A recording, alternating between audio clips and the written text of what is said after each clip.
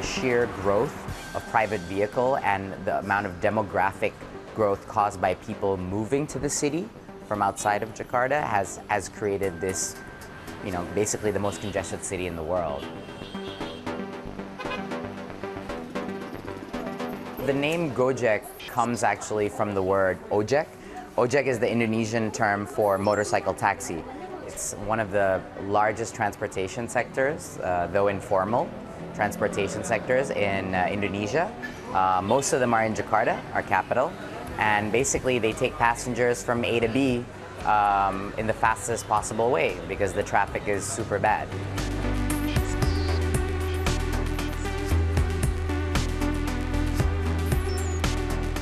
I came up with the idea for Go-Jek. Basically, it came out of my own frustration of dealing with ojeks in Jakarta. They were never around when I needed them. They were sometimes taking other passengers, and I was quite frustrated.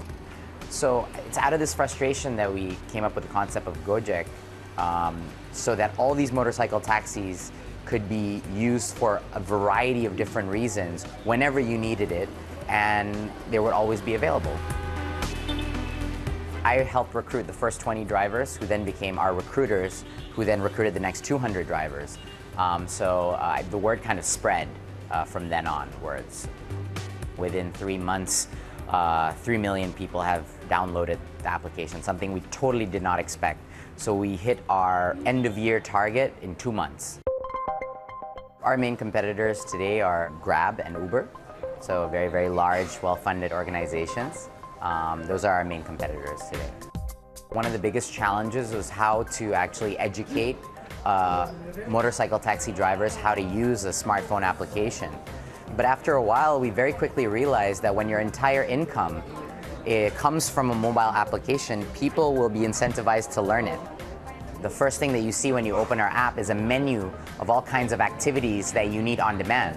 Whether it's transportation, whether it's for courier, whether it's get food delivery, mart, you need a masseuse, you need a cleaner, whatever it may be, you can access this one-stop shop window with which to get your daily needs. Part of the risk is how deeply they get into the domain of the extended businesses.